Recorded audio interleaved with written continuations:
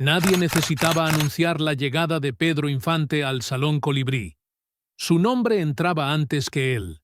Atravesaba el salón como un viento cálido que agitaba las sillas, enderezaba los cuellos y acallaba las conversaciones. Ese club nocturno, famoso por recibir a ricos ganaderos, estrellas en decadencia y soñadores de toda la capital, conocía bien el ritual. Luces ligeramente atenuadas, la orquesta afinando con más celo, camareros intercambiando miradas cómplices. Incluso cuando no estaba en el escenario, Pedro llevaba el escenario consigo. Había venido directamente de los ensayos de XEW, todavía con el olor a tabaco ajeno impregnado en la chaqueta y una ligera marca de los auriculares en el pelo. El dueño del cabaret, nervioso y orgulloso, le había rogado a Pedro que hiciera una breve aparición, solo para saludar a la gente. Había jurado, con las manos casi juntas en señal de súplica. Pedro, como siempre, había aceptado. No por vanidad, sino porque sabía que esos gestos sostenían a mucha gente que vivía de la noche. El salón estaba lleno. Mesas juntas, vasos tintineando, perfumes intensos mezclados con el espeso olor del mezcal. La orquesta tocaba un bolero lento, de esos que abrazan la madrugada antes de que llegue. Pedro caminaba entre las mesas, repartiendo sonrisas y toques gentiles en el hombro de conocidos cuando notó un cambio en la atmósfera. Un tipo de silencio avergonzado que no se crea por sí solo. Oyó la risa. Esa risa. La risa que conocía de otros tiempos, de otros lugares. La risa que no celebra. La risa que hiere. Pedro inclinó discretamente el cuerpo, buscando el origen. Y entonces la vio. Estaba sentada en una silla demasiado estrecha para su cuerpo grande y suave, como si hubiera elegido el rincón más discreto del salón. Llevaba un vestido azul celeste, sencillo, con un bordado que intentaba darle elegancia. Pero lo más llamativo no era el vestido, sino la forma en que sostenía el bolso sobre el regazo, con ambas manos, como un escudo. Los dos chicos que estaban frente a ella tenían ese tipo de bravuconería que solo nace entre el alcohol y el público. Uno de ellos, demasiado delgado para la arrogancia que ostentaba, balanceaba una copa alta. El otro apoyaba el codo en la mesa, mostrando una sonrisa torcida que parecía ensayada. «Vamos, guapa, brinda con nosotros». «A ver si flota», repitió el primero, y esta vez todo el salón lo oyó. Algunos se rieron por reflejo. Otros bajaron la mirada. La orquesta, como por instinto, perdió un compás. La joven, que no debía de tener más de 23 años, tragó saliva. Sus ojos brillaban, no por las lágrimas, sino por un terror antiguo, el tipo de terror de quien ya había pasado por eso muchas veces y había aprendido a no reaccionar. Pero no hubo tiempo para que ella reaccionara. El chico inclinó la copa y vertió la bebida sobre su cabeza con un gesto teatral, casi elegante por lo cruel. El líquido corrió por su cabello oscuro, bajó por su rostro, se infiltró en su escote y manchó su vestido. Ella respiró hondo, como si buscara aire bajo la vergüenza. El salón se congeló. Pedro no. Dejó que su respiración completara un ciclo completo antes de moverse, lento, decidido, como si cada paso fuera una advertencia. No necesitaba voz. Su presencia llenaba los espacios vacíos como una sombra demasiado grande para ser ignorada. Los chicos solo lo vieron cuando ya estaba a menos de 1 metro de ellos. El del vaso intentó disimular con una sonrisa nerviosa. El otro se arregló el pelo, como si eso alejara las consecuencias. Pedro no dijo nada. Cogió el vaso de la mano del primer chico, no con violencia, pero sí con una firmeza que anulaba cualquier resistencia, y lo dejó suavemente sobre la mesa. El gesto sencillo produjo más silencio que un puñetazo. Luego se volvió hacia la joven. Ella apenas se atrevía a levantar la cara. Tenía el pelo pegado a la piel, y le temblaban tanto las manos que casi se le cae el bolso. Pedro se quitó la chaqueta que llevaba puesta, una chaqueta gris claro, aún con la marca de los ensayos, y se la puso sobre los hombros con la delicadeza de quien cubre a un niño que se ha quedado dormido en el sofá. Solo entonces habló, mirando a los chicos, pero con un tono dirigido a toda la sala. «Con permiso, ella no está sola». La frase, dicha en voz baja y firme, resonó en el colibrí como un veredicto. El camarero más cercano bajó la cabeza. La orquesta tocó 2 notas vacilantes y se detuvo por completo. Incluso las mujeres que antes cuchicheaban se llevaron la mano a la boca. Pedro extendió el brazo hacia la joven, como invitándola a bailar. Ella dudó. Quien vive de ataques aprende a desconfiar incluso de la bondad. Pero sus ojos no pedían, garantizaban. Ella aceptó. Se levantó lentamente, ajustándose la chaqueta sobre el cuerpo mojado. Y mientras caminaban juntos hacia la salida, se abrió espontáneamente un paso. Algunos apartaban la mirada avergonzados. Otros observaban con admiración silenciosa. Nadie se atrevió a reír. Nadie se atrevió a hablar. La puerta se cerró detrás de ellos con un sonido seco. El salón, que minutos antes bullía de vida, quedó inmóvil, como si hubiera sido testigo de algo demasiado grande para que la noche lo pudiera soportar. Pedro abrió el coche y la ayudó a entrar, sin prisas. Antes de arrancar, miró por el espejo retrovisor, no para ver quién los observaba, sino para asegurarse de que ella podía respirar. Así era como comenzaban ciertas leyendas, no con música ni con aplausos, sino con el peso silencioso de un gesto que nadie más se atrevió a hacer. El motor del coche ronroneaba como un animal domesticado mientras Pedro conducía por las calles nocturnas de Ciudad de México. La capital, siempre inquieta, parecía respirar lentamente a esa hora. Fachadas cerradas, letreros parpadeantes, el olor lejano de las tortillas y el carbón que provenía de los vendedores obstinados.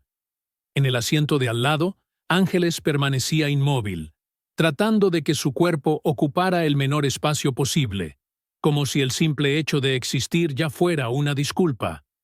Pedro conocía ese silencio, el silencio que viene después de la humillación. No grita, no llora, solo se esconde detrás de su propio pecho. ¿Te encuentras bien? La pregunta salió baja, sin urgencia. Ángeles asintió, pero sus dedos retorcían la tela de la chaqueta como si buscaran firmeza allí. Su perfume, suave, con trazas de lavanda y tabaco, ahora envolvía todo su cuerpo. Quizás por eso respiraba con tanta cautela.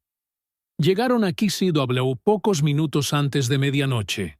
Los pasillos de la estación aún bullían. Técnicos cargando cables, guionistas debatiendo urgencias de última hora, locutores caminando apresurados con hojas en la mano. Era un mundo que vivía al borde del aire, respirando solo entre un intervalo y otro. Cuando Ángeles bajó del coche, su vestido azul ya estaba casi seco, pero la mancha oscura que había dejado la bebida seguía siendo evidente. La tela estirada en el hombro delataba algo más.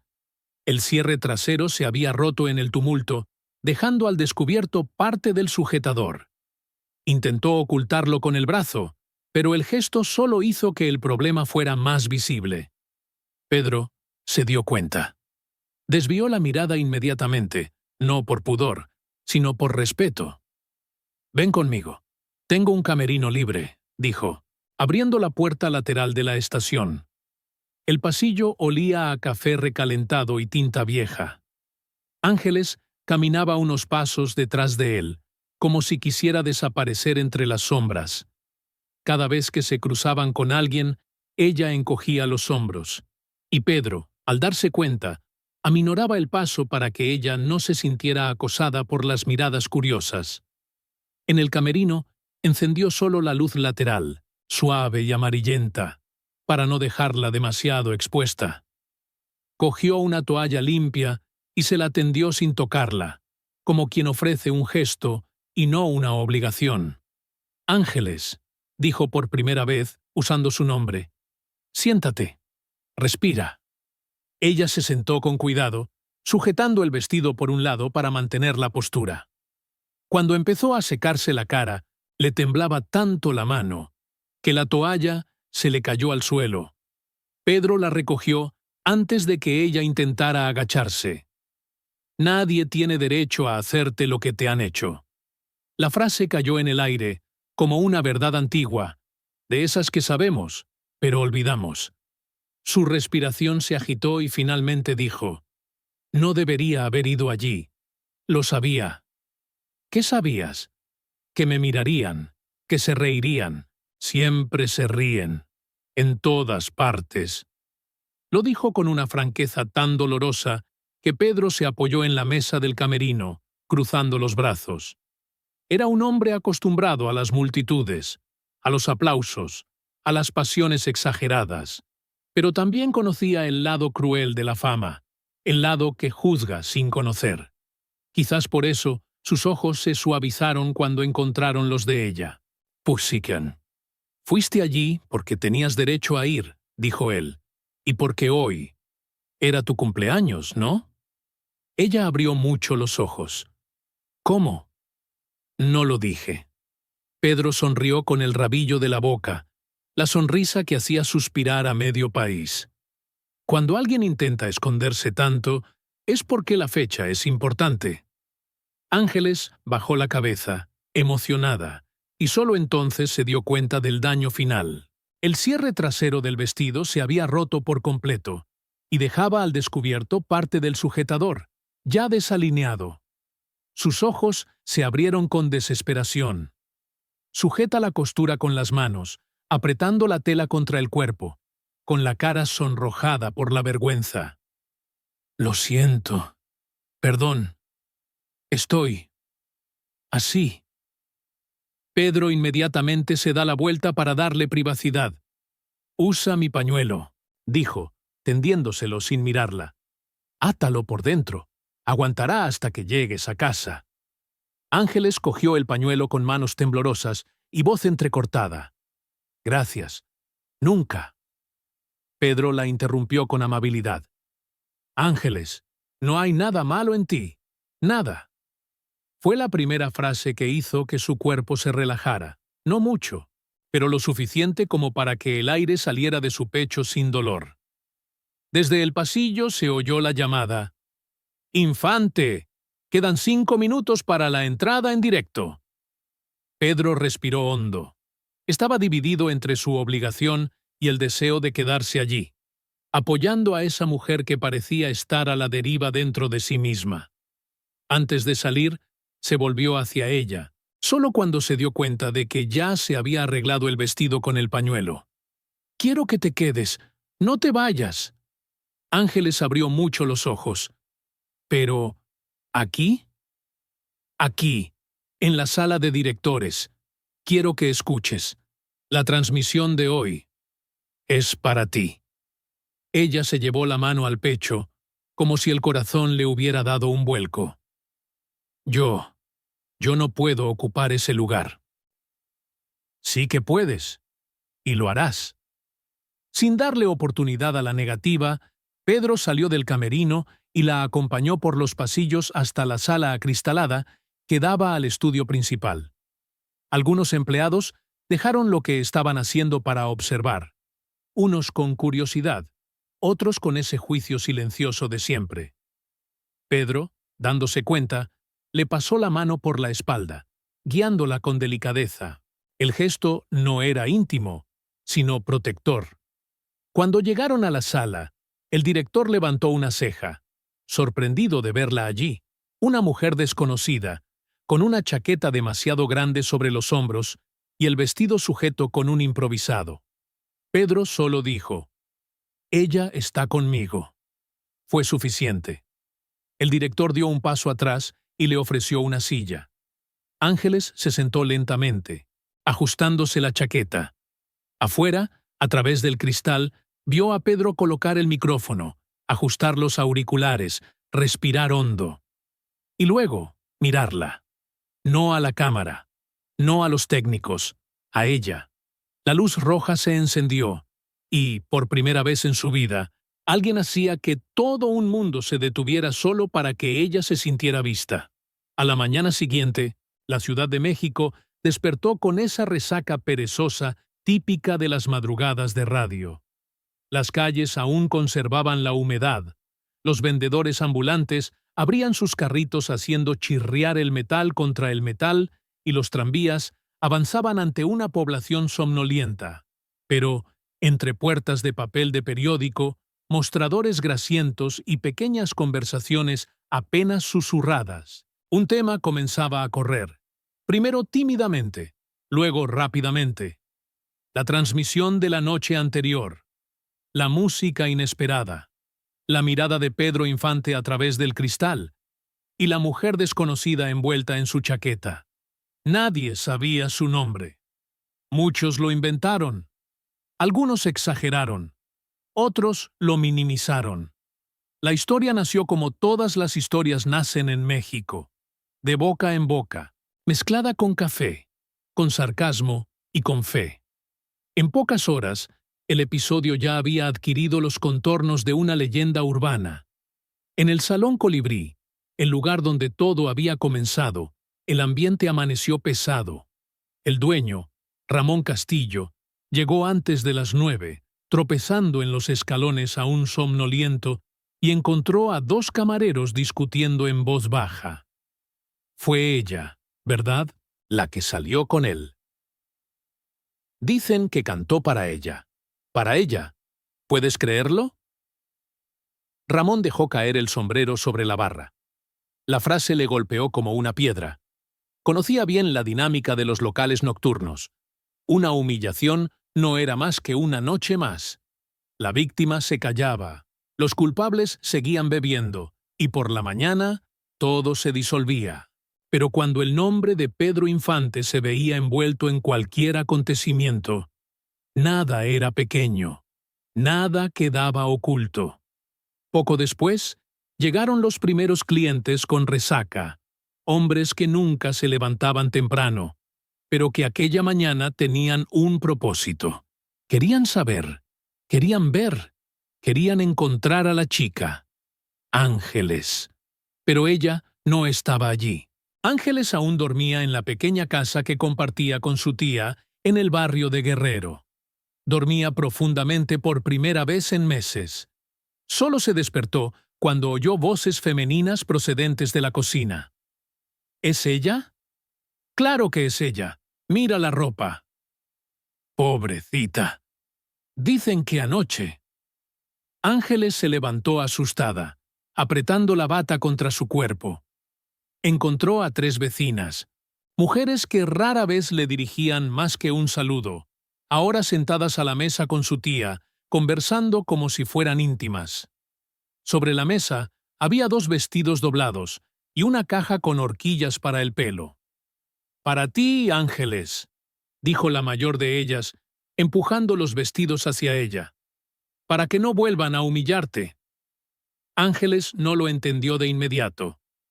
Solo juntó los dedos sobre la boca, confundida, hasta que una de ellas completó. «Pedro Infante cantó para ti. ¿Crees que eso pasa todos los días?» Sintió que el suelo se le escapaba por un segundo. Quiso protestar, negarlo, esconderse.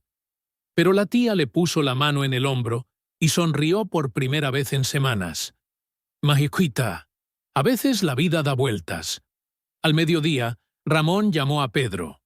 No se atrevió a llamarlo Pedro. Dijo, «Maestro». La voz temblaba al otro lado de la línea. «Maestro. La gente está viniendo aquí. Buscan a la mujer. Algunos quieren pedir perdón».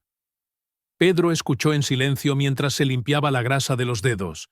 Estaba revisando su motocicleta, un hábito que le calmaba la mente. Solo respondió, «No está lista para volver allí». «Sí, claro. Solo quería informarte. La gente». «Bueno, ha cambiado». «Me alegro». Colgó sin decir nada más. No era de discursos, No era de lecciones morales, era de gestos, y ese gesto de la noche anterior parecía haber abierto un portal que él mismo no esperaba. Ángeles decidió salir de casa solo al final de la tarde. Llevaba su chaqueta cuidadosamente doblada sobre el brazo. No se había atrevido a ponérsela, pero tampoco había podido guardarla en el cajón. La prenda parecía tener un peso simbólico que ella aún no entendía. Caminó por la acera con pasos cortos, siempre mirando hacia abajo. Pero cuando pasó por la esquina de la calle principal, oyó a un grupo de hombres jugando al dominó. El mayor de ellos se quitó el sombrero al verla. ¿Es usted, señorita? ¿La chica de la radio? Ángeles tragó saliva. Yo. No sé. El hombre se levantó y, ante todos, dijo: Si es así, quiero pedirle perdón por todos los idiotas que hay en el mundo, y decirle que lo que él hizo por usted, bueno, nos hizo pensar. Y volvió al juego. Ángeles se quedó inmóvil. Luego sonrió, una sonrisa pequeña, casi tímida, pero que la acompañó hasta llegar al punto que lo cambiaría todo. Porque al comienzo de la noche, mientras Pedro filmaba una escena en los estudios Churubusco, fue llamado por el asistente de producción.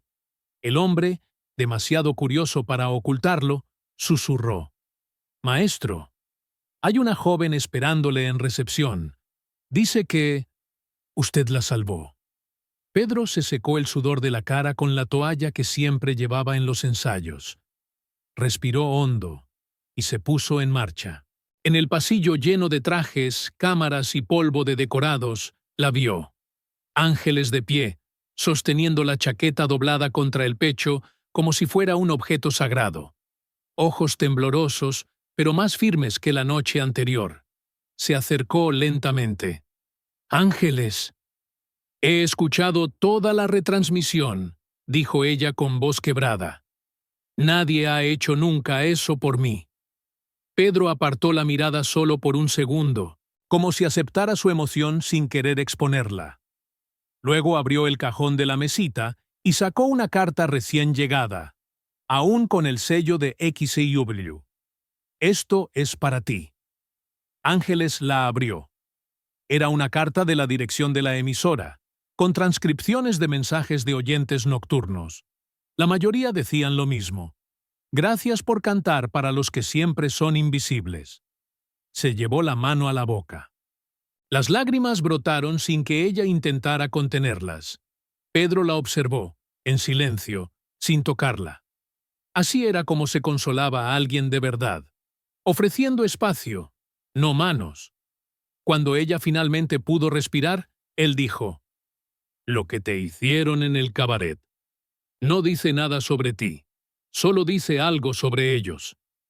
Ángeles se secó los ojos con la manga de la chaqueta.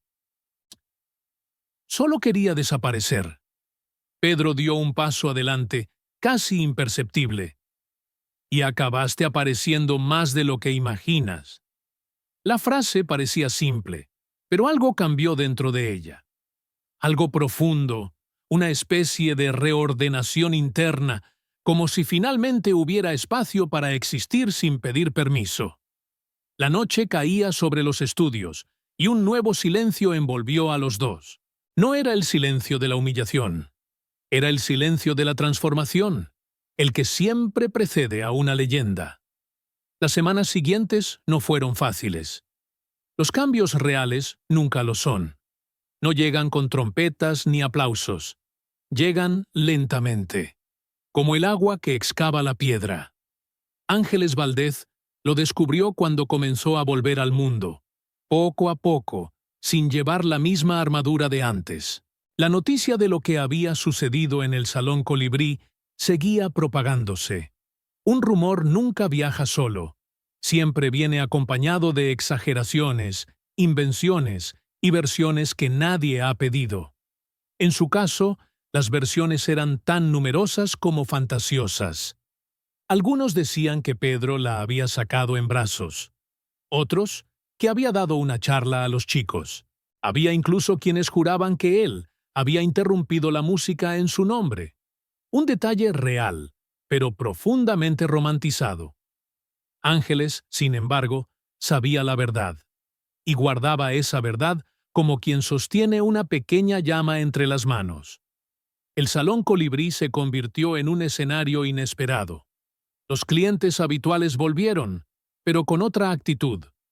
Las risas disminuyeron, las miradas prolongadas se volvieron recatadas, y, curiosamente, el dueño del local, Ramón, empezó a disipar cualquier provocación antes incluso de que comenzara. La presencia de Ángeles en la memoria del local era como una sombra, no de miedo, sino de conciencia. Fue una tarde de martes, semanas después, cuando regresó al cabaret. No por voluntad propia, sino por insistencia del propio Ramón, que le había pedido hablar con ella.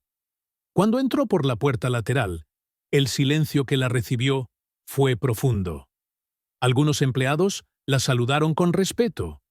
Otros simplemente bajaron la mirada. Ramón, corpulento y sudoroso, caminó hacia ella, cargando una caja de cartón. Se detuvo frente a ella, ajustándose el cinturón con vergüenza. «Señorita Ángeles», quería decir. «Lo siento». Ella parpadeó, confundida. «¿Por qué?» «Por todo», respondió él, abriendo la caja. Dentro había algunos objetos: una taza de cerámica, un pañuelo de seda azul y un cuaderno viejo. Cosas que dejaron en la mesa esa noche. Creo que son suyas. No lo eran, pero ella entendió el gesto. «Gracias, señor Ramón. Y, si quieres trabajar aquí, hay un puesto para ti. No como camarera, como asistente de salón. Horario protegido, sin riesgos». Ángeles sintió un calor inesperado en el pecho. No era exactamente lo que quería hacer en la vida, pero era la primera vez que alguien le ofrecía un trabajo con respeto, y no por lástima. «Yo lo pensaré». Ramón asintió, y cuando ella se alejó, murmuró para sí mismo, como una confesión: «No quiero volver a ver a nadie humillado en ese suelo». El cambio, sin embargo, no se limitó al cabaret. Cuando Ángeles caminaba por las calles, con pasos aún tímidos, pero más altos, algunas personas la saludaban. Otras la miraban con admiración y curiosidad, y algunas mujeres, sobre todo las mayores, sonreían discretamente cuando pasaba. Las que sabían lo que era ser juzgadas por su cuerpo lo entendían sin necesidad de palabras. Pero el mayor impacto, el que cambiaría su destino, vendría de un lugar que ella nunca habría imaginado: los estudios Churubusco. Pedro seguía filmando casi todos los días. Era un periodo tenso, guiones apretados, directores exigentes, patrocinadores impacientes. La fama estaba en su apogeo, y con ella venían responsabilidades que ni siquiera él podía soportar sin cansancio. Aún así, cada vez que tenía una pausa prolongada, le preguntaba a un asistente: «¿La han visto?». Era discreto, siempre discreto, pero preguntaba. Y un día, Ángeles apareció. Llegó sin avisar, con la chaqueta doblada sobre el brazo. Ya no quería guardarla. No le pertenecía, y tampoco necesitaba ser su escudo. Pidió que se la entregaran al portero, pero el hombre, reconociéndola por las conversaciones internas, insistió en que ella misma la devolviera. Cuando Pedro la vio entrar en el estudio, respiró como si hubiera tragado un gran suspiro de alivio. Caminó hacia ella con pasos firmes, su rostro suavizándose a medida que se acercaba. «¿Has venido a devolverlo?». Ángeles se apretó la chaqueta contra el pecho. «Sí, ya no lo necesito». Pedro tomó la prenda con delicadeza, pero algo en su mirada se volvió más profunda, como si percibiera que esa frase encerraba todo un mundo. «Me alegro». Ella sonrió, y, por primera vez, no parecía una sonrisa temerosa de existir. Antes de que pudiera darse la vuelta para marcharse, una voz grave e impaciente resonó detrás de ellos. «¡Infante! ¡Te necesitamos! ¡Ahora!». Era el productor. Miró a Ángeles con curiosidad mal disimulada. Pedro levantó la barbilla. «Espera un momento», le dijo. «Quiero enseñarte algo». La condujo a una pequeña sala donde normalmente se reunían los músicos contratados para las bandas sonoras. Sobre la mesa había una pila de papeles, partituras, borradores de letras, correcciones a lápiz. Pedro cogió una hoja en concreto, amarillenta en las esquinas. «Siéntate». Ella obedeció. Él colocó la hoja delante de ella. Era la letra de la canción que había cantado esa noche, escrita apresuradamente, con palabras corregidas, flechas que indicaban direcciones emocionales. Y, en la parte superior, una nota. Para la voz que aún no conoce su fuerza. Ángeles se llevó la mano a la boca. ¿Esto? ¿Esto es para mí? Pedro cruzó los brazos, apoyándose contra la pared. Ángeles, cuando entraste en ese salón aquella noche, no entraste solo para verme. Entraste buscando algo que no sabías nombrar. Y, a veces, la vida responde. Ella respiró con esfuerzo. Nunca podré agradecértelo lo suficiente. No tienes que dar las gracias, solo tienes que seguir adelante. Sus ojos vacilaron. ¿Seguir adelante?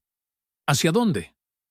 Pedro se acercó a la mesa, cogió otra hoja y la puso delante de ella.